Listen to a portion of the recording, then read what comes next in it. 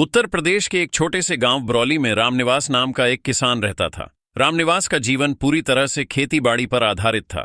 उसकी आंखों में बस एक सपना था, अपने खेतों को हरियाली से भरना और गांव वालों की थाली कभी खाली न रहने देना।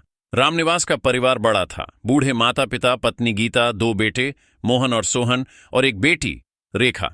लेकिन खेत की पैदावार इतनी नहीं होती थी कि सबका खर्च ठीक से चल सके। कभी कभी तो हालात इतने खराब हो जाते कि घर में चूल्हा जलाने के लिए भी पड़ोस से उधार मांगना पड़ता। फिर भी रामनिवास का हौसला कभी नहीं टूटता था। वह अक्सर अपने बच्चों से कहता, बेटा, किसान धरती का बेटा होता है। अगर हम मेहनत करें तो धरती माँ हमें कभी भूखा नहीं रखेगी। बरौली गांव के लोग परंपरागत खेती करते थे। वे बस बरसात के भरोसे गेहूं, धान या गन्ना बोते और साल के बाकी समय कर्ज चुकाने में लग जाते। हालात यह थे कि गांव का आधे से ज्यादा हिस्सा महाजन के कर्ज में डूबा हुआ था। रामनिवास के पास मात्र 5 बीघा जमीन थी। उसमें से भी 2 बीघा बंजर पड़ी रहती क्योंकि पानी की समस्या थी। नहर अक्सर सूखी रहती और जो सरकारी योजनाएं कागज पर बनती वो गांव तक पहुंचते पहुंचते गायब हो जाती।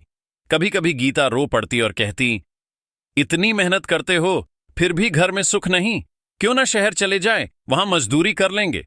लेकिन रामनिवास हमेशा समझाता, गीता, शहर में मजदूरी करके हम किसी और के सपनों को पूरा करेंगे, पर गांव में रहकर खेती करेंगे तो अपने बच्चों और गांव के लिए सपने बोएंगे। एक दिन गांव में कृषि विभाग से एक अधिकारी आया। उसने गांव वालों को जैविक खेती और आधुनिक तकनीक से खेती करने के फायदे बताए, पर ज्यादातर किसान हंस पड़े। उन्हें लगा ये सब किताबों की बातें हैं। लेकिन रामनिवास का मन उस बात में अटक गया। उसने ठान लिया कि वह नई तकनीक अपनाएगा। भले ही लोग मजाक उड़ाए, लेकिन कोशिश जरूर करेगा। उसने पहले बंजर पड़ी जमीन को सुधारना शुरू किया। गोबर, नीम की खली और गांव के कचरे से खाद बनाई। पानी के लिए उसने खेत में छोटा सा तालाब खुदवाया और उसमें बरसात का पानी जमा करने लगा। गांव वाले हंसते और कहते, रामनिवास पागल हो गया है, तालाब में खेती होगी क्या? लेकिन रामनिवास ने किसी की परवाह नहीं की। रामनिवास ने धीरे धीरे जैविक तरीके से सब्जियां बोनी शुरू की। प्याज, टमाटर, भिंडी, गोभी जैसी सब्जियां उसने अपने खेत में उगाईं। धीरे धीरे उसकी मेहनत रंग लाने लगी। सबसे पहले उसने अपनी सब्जियां गांव की मंडी में बेचीं।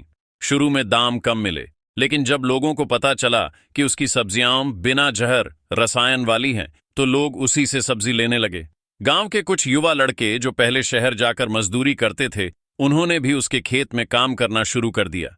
रामनिवास का बेटा मोहन, जो पढ़ाई में अच्छा था, उसने मोबाइल पर इंटरनेट से खेती की नई नई तकनीकें सीखकर पिता को बताना शुरू किया। दोनों मिलकर खेत में ड्रिप इरिगेशन और मल्चिंग जैसी तकनीकें अपनाने लगे। लोगों का बदलता नजरिया कुछ ही सालों में रामनिवास की 5 बीघा जमीन सोना उगलने लगी।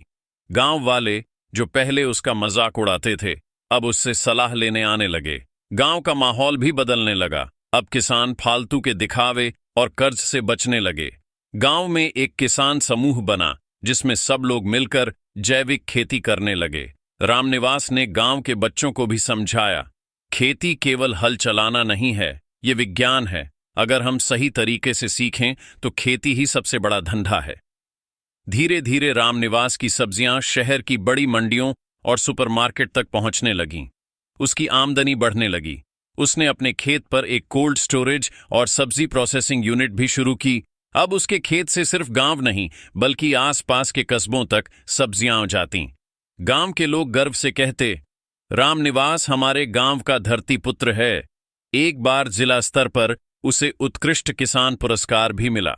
उस मंच से बोलते हुए उसने कहा, खेती छोड़कर शहर भागना आसान है, लेकिन गांव की धरती से जुड़कर मेहनत करना ही असली शौर्य है।